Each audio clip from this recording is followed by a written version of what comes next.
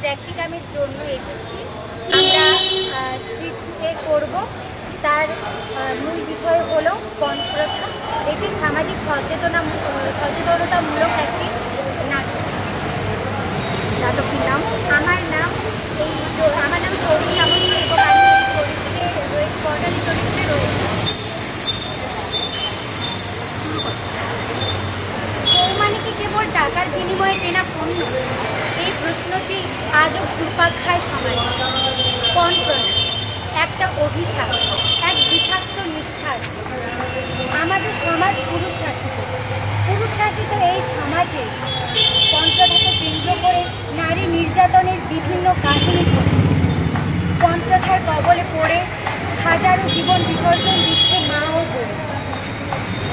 কবি রবীন্দ্রনাথ ঠাকুর তার দেনা পাওনা গল্পে হতভাগিনী নিরুপমার লাঞ্ছনা, অপমান ও অকাল মৃত্যুর যে মর্মান্তিক কাহিনী তুলে ধরেছে, সেটি তার জন্য দায়ী হলো পণ প্রথা। এটি শুধু গল্প নয়, এই গল্পের সাথে জড়িয়ে আছে বর্তমান যুগের হাজারো নিরুপমার মতো মেয়ে, যারা সমাজে পণ প্রথা দায়ে সংসারে পুড়ে মরছে। আসুন দেখে নিন কিছু বাস্তব কাহিনী যা আপনার এবং আমাদের আশেপাশেই ঘটছে।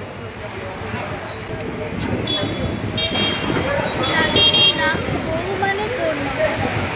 আমি নাটকে সুদেশনা চরিত্রে অভিনয় করছি, কিন্তু তারপর ওদের চাকরায় একটা বাইক, একটা ফ্রিজ, নগদ 2 লক্ষ টাকা। আমার বাবা তো সামান্য মাস্টার মশাই, এত টাকা কোথা থেকে আসবে? আর তারপর সব শেষ। আমার স্বপ্ন, আমার ভালোবাসা, আমার সম্মান সবই গেল ভেসে। আচ্ছা বলুন আমি কি দোষ করেছিলাম? বিয়ের সময় বলেছিল কোনো পণ চাই না, কিন্তু বিয়ের পর শুরু হলো নানান কটূক্তি, লাঞ্ছনা, অপমান। তোর বাড়ি এত গরিব, একটা স্মার্টফোনও দিতে পারে না। বলুন আমি চাকরি করি, সংসার চালাই, তাও আর আমার মায়ের দাম হলো সাক্ষী। আচ্ছা সেদিন তোমরা চেয়েছিলে টাকা, তার বিনিময়ে আমি দিয়েছিলাম আমি সারাটা মেয়ের মা, 5 জনকে বিয়ে দিয়েছি পণ দিয়ে। সমাজ তখন বলেছে পণ না দিলে মেয়ে থাকবে বাড়িতে। আমার এক নাতনি পরে সমাজ বিজ্ঞানীও সে প্রশ্ন তোলে, ঠাকুমা কন্যাকে কি পণ্য মনে করা যায়? আমি চুপ করে থাকি, কিন্তু আজ বলতে চাই ওই চুপ করে থাকাটাই ছিল আমার সবচেয়ে বড় অপরাধ। আমি বিয়ের প্রস্তাবে সোজা বলি, যদি পণ চাও তবে বিদায়। আমার সম্মান, আমার আত্মমর্যাদা কোনো টাকার অঙ্কে মাপা যায় না। যেখানে বউ হয় ঘরের লক্ষ্মী, সেখানে কেন তাকে পণের দাবিতে ঘর ছাড়া করা হয় বলুন তো? আসুন আমরা শিক্ষিত নারীরা মুখ খুলি, কারণ আমাদের নীরবতাই পণ প্রথার প্রশ্রয়। পণ শুধু পণ্য কেনার মতো? তাহলে তো ভালো, ছেলে হলো বিক্রয়ের বস্তু, যার দাম লাগানো যায়। কোনো চাকরি আছে, বাড়ি আছে, টাকা আছে, তাহলে বিয়ে তো নিশ্চিত। একটা মানবিক সম্পর্ক যখন টাকার মানদণ্ডে পরিমাপ করা হয়, তাহলে সমাজটা কোথায় দাঁড়িয়ে থাকে?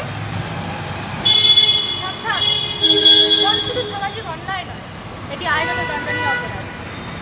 1961-এ ডাউরি প্রহিবিশন অনুযায়ী পণ দাবি করা, পণ গ্রহণ করা এবং পণের বিরুদ্ধে নির্যাতন, এটার জন্য 3 বছরের জরিমানা এবং জেলও পর্যন্ত হতে পারে।